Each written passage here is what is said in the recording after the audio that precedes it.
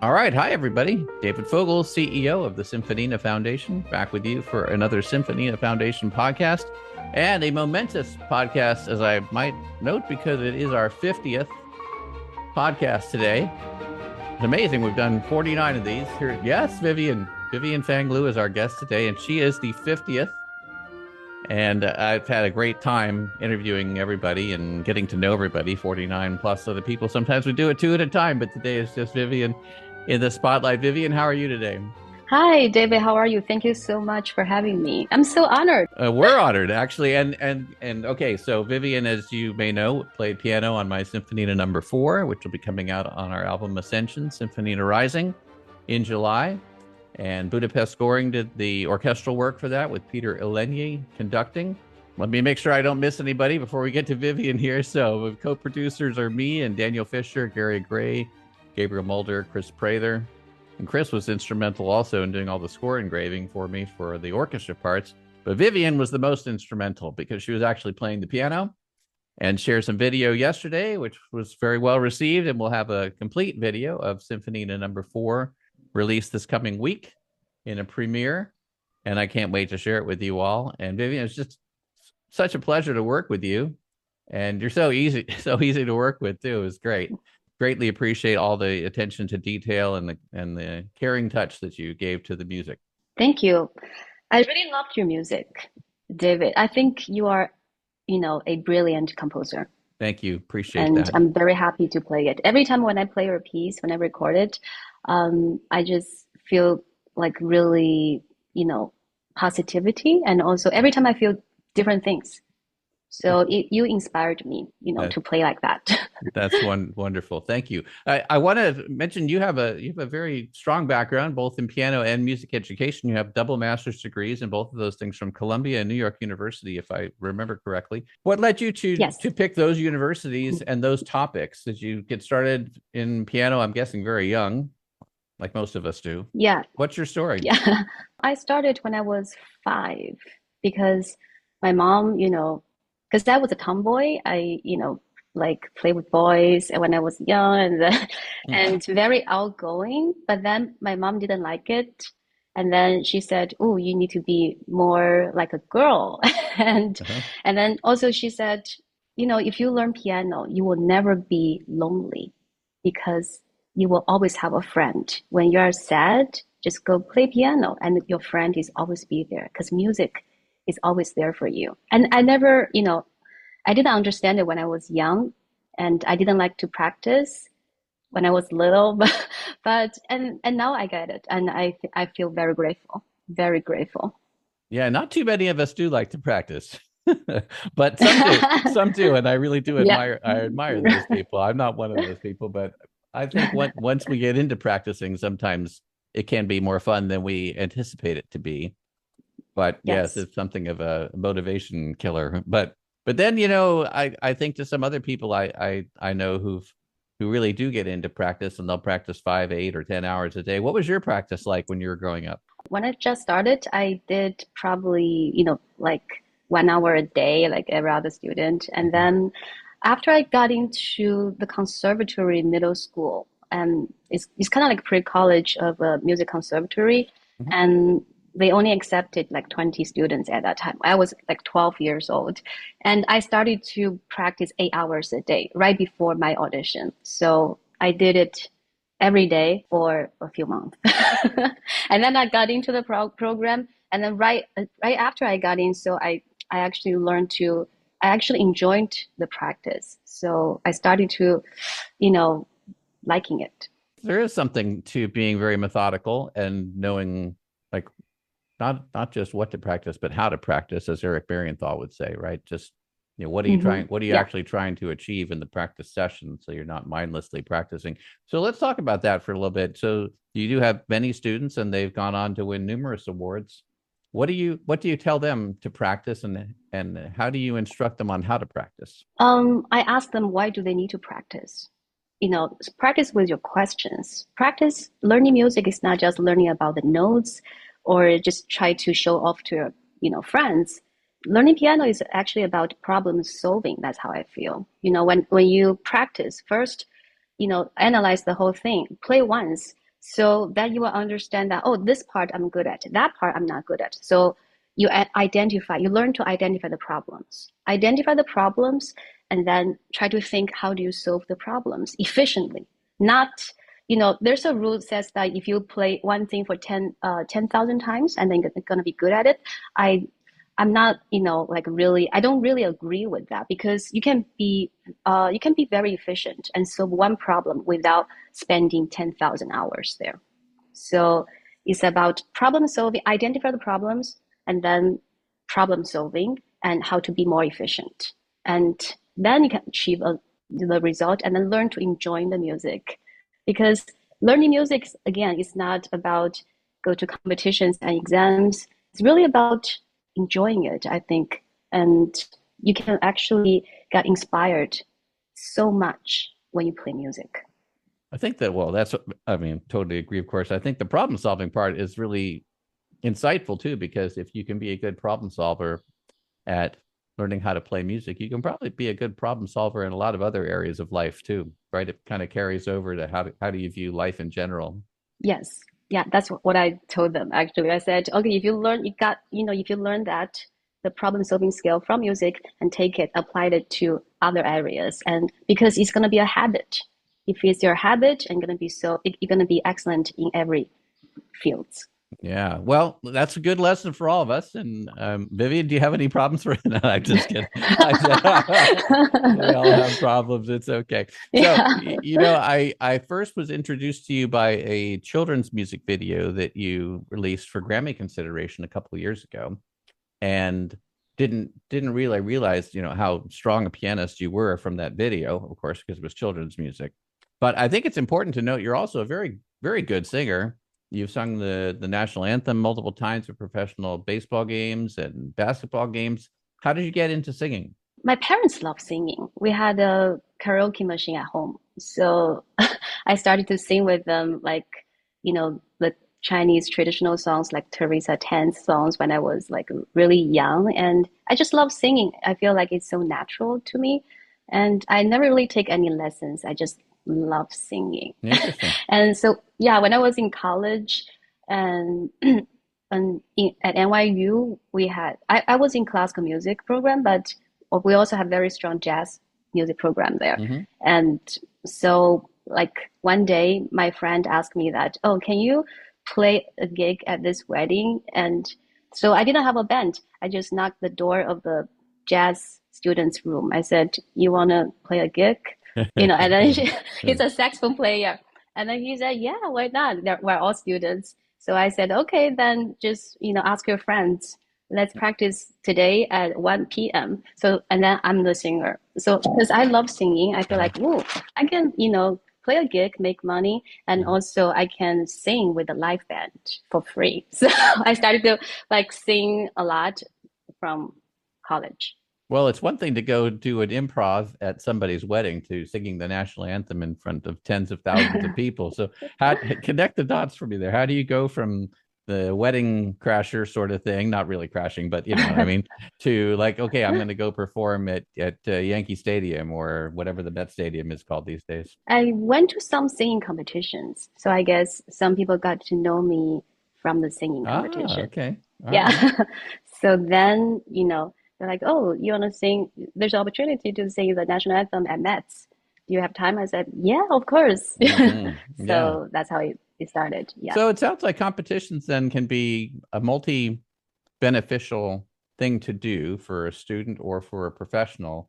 It gives you an opportunity to be seen by more people, but also allows you to focus on things that you want to practice on as part of that practice routine, right? Is there something else that I'm missing that you would encourage people to enter competitions? I think just you have to enter good competitions, not bad ones. So first you have to do some research about what's good and what's bad. For example, the Symphonina Foundation competition is a good one because you got, Thank you. feedback from like the, very high level, judges and then you get opportunities to record with professional, musicians and with you, and then your music is going to be released worldwide on really high good platforms. So you need to know what's good and what's bad, and don't waste your time on bad competitions. And Yeah, competition is not about compete. It's really about connect, I think. that's a good point. I think also, but I guess one maybe it's easy to tell that and thank you very much for your compliment on the Symphonina Foundation composer competition. Let me just to fill in for everybody. So we do run a composer competition each year for new symphoninas, and anybody's allowed to enter. You can be of any age whatsoever. It's free for students, and it's I think $25 entry fee for everybody else. But all of the submissions are anonymized, so the music speaks for itself. And we generally have a panel of 20 judges, of which Vivian was one last year, and we thank you for that. And they're encouraged to write feedback for the composers, and the winner receives $2,000. The runner-up receives $1,000. And this year, we had a very, very close third place with Christopher Reed in third place. Jordan Janosko was our winner, and Alexander Unseth was runner-up.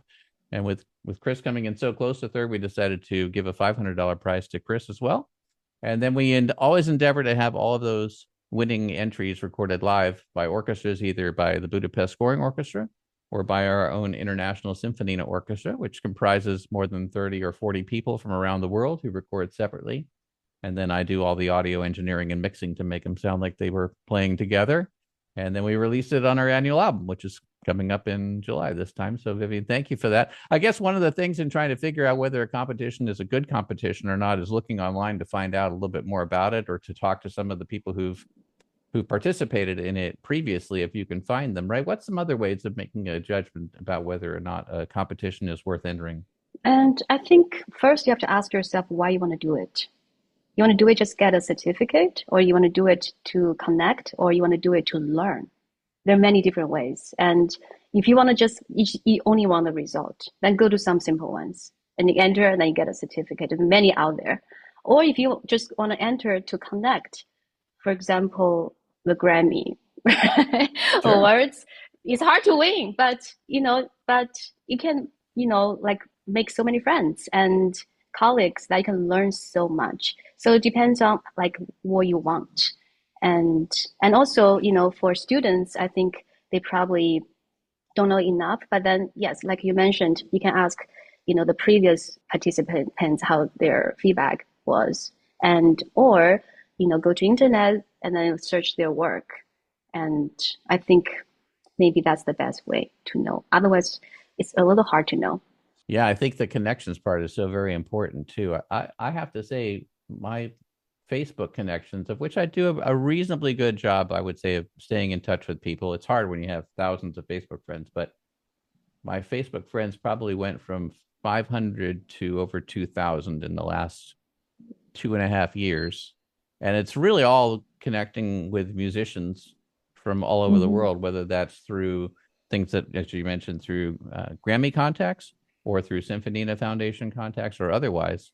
And I do try to go through my list every once in a while and keep up with somebody. It's hard to keep up with 2,000 people, but Yeah, it's but hard. it, but one at a time. We do it here on the Symphonina Foundation podcast, so that's all good. Vivian, you teach. I think you said you're completely full for students right now, but what are the kind Yeah. of things that you look for in students? For students, I've been teaching a lot, and I started when I was 15 years old. Hmm. And so I just feel like so natural when I teach about teaching. I never look for jobs after college, and because I started when I was 15, and I just always have so many students, and I think my students love me because I see them as equals. I don't see them as my students or I'm higher than them. I see them as equals. They are here. I'm here to only share my insights of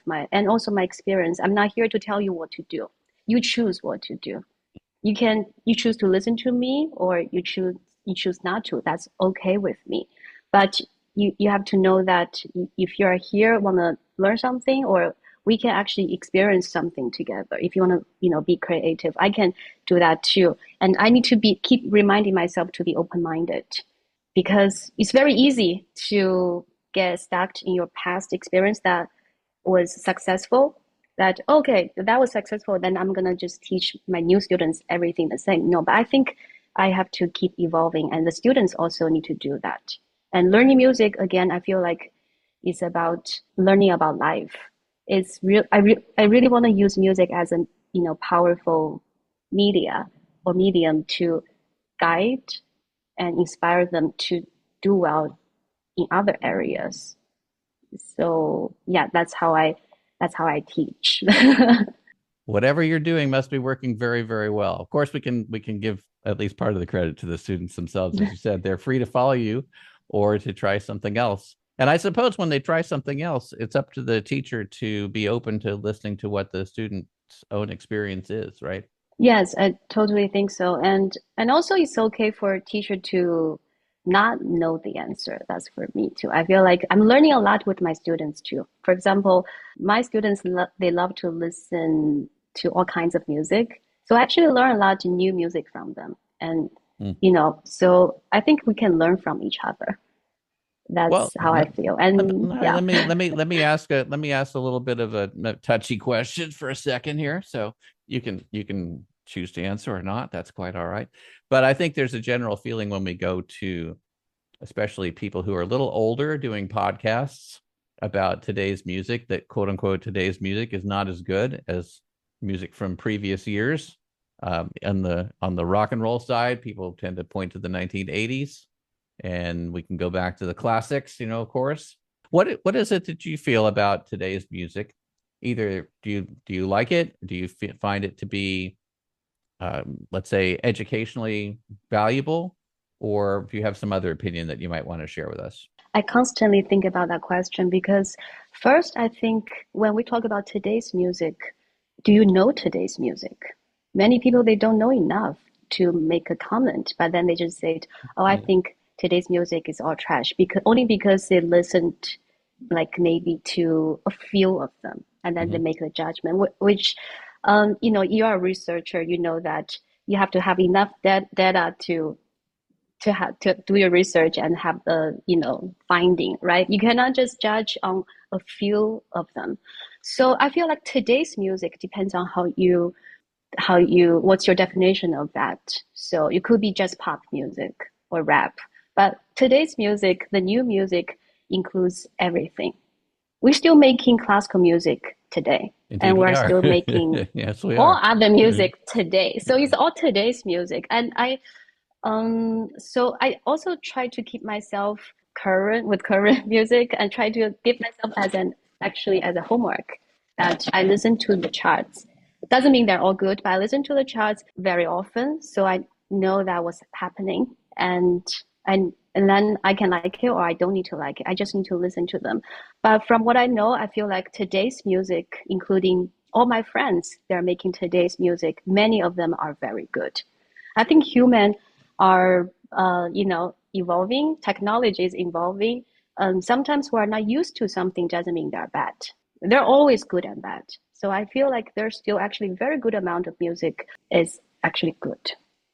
And I think That's how I maybe, feel. yeah, no, I appreciate that. And I appreciate you giving me an answer because, like I said, it could have been a contentious little question there. But I think there's probably a tendency for us as we get older to reminisce about the good old days and remember what was good for us. And it probably is inherent, intrinsic to human nature to do that, which is a little dismissive of whatever's coming next, I suppose.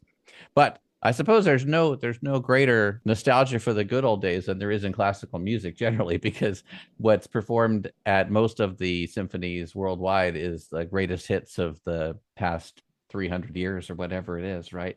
So, as you say, we're creating great classical music, and there are so many wonderful classical symphonic composers these days too. And you know, we're doing our little part here at the Symphonina Foundation to try to spread that joy of symphonic music to young audiences and older audiences around the world. And of course, Vivian, we appreciate you doing that. So I also noted you are a music researcher, as we've talked a little bit about here. And yes, I do have a research background. My PhD is in engineering, as you know. So I would say for sample size, we generally say you need at least 30 if you're going to do something. But we do sometimes have to make judgments based upon much smaller sample sizes. It's just that the judgments aren't going to be as accurate generally, or we're not going to notice things, right? We're going to fail to reject our null hypothesis, as we say in statistics. But for you in music research, you've been invited to present papers all around the world, Finland, I noted, where my mother's parents came from. What were you talking about in the conference in Finland? Oh, Finland, my paper was accepted, Hmm. but then that conference was canceled due to COVID. Ah, It's in okay. COVID year. But yeah, I'm going to present my another research in Canada next month, Nice. What's that another on? conference. And so it's about Asian American children in music education, like mid age. Okay. So middle age is about like 9 to 11 years old, Asian American students in music education. So, like you said, we need to have big enough sample. So I did surveys about more than 100 students and parents and teachers, and yeah, and I have very interesting findings. So Do you want to you- share one of those findings with maybe us? just one of those. Yeah, you Yeah, give it's us a very little sneak interesting preview. because yeah, so nowadays that there are like so many Asian Americans study music, a lot of them in China, in Asia, everywhere. As you can see, most of the, like the classical concerts, you see a lot of Asians now Mm. because we like music and learning classical music is hard. So one of the interesting things that I ask the students, why do they start learning piano? And I also ask the same questions with their parents, and you will see, interesting and Mm. opposite answers because many of the parents are first generation parents, and the students they're all born in America. So you will see the culture difference, and they think differently, Mm. and you will see the conflicts. So it's very very interesting to see that. And also, I interviewed a few teachers from different backgrounds about their experience with Asian American students and parents, and they're also very interesting answers too. When you present the paper, will it be published in a conference proceedings? Yes. Okay. Well, when it is, you give me Uh, that link. We'll make sure that we get it spread out all over the world so people can read it and appreciate it. Thank you. Vivian, I know you do a lot of collaborations. You've worked with many of our friends on things. What are you working on now? At least that you can tell us about. I'm doing a few collaborations. One of it is with the classical composer David. Sorry, you are David Fogel. Yes, sorry. Another composer, Douglas Means. Um, he wrote a piano concerto called Storm Drift, and I'm going to record it with the Brno Philharmonic next week Nice. in Czech. Wow. Okay. Are you Yeah, traveling there or so are you that's recording one. separately as you did with our piece? I'm traveling there, Wonderful. and yeah, so yeah, I'm excited about that. And Yes. also, I worked with one EDM electronic music track with Hmm. Kim Cameron, Uh-huh. and yeah, it's called "Don't Look Back," and the song just I think placed a few charts and Very is good. doing pretty well. Yeah, Congratulations. That's great. Well, thank you so much. Vivian, it's just always a delight speaking with you and working with you. And if others would like to get in touch with you, what's the best way to do that? They can find me on social media, all the like Facebook, Instagram, and also my email, vivianfangliu@gmail.com. All right, Vivian, we're going to listen to some more of your tremendous piano playing on the way out here. And if we can ever be of any help to you, you just let us know. Thank you so much. Thank you, David.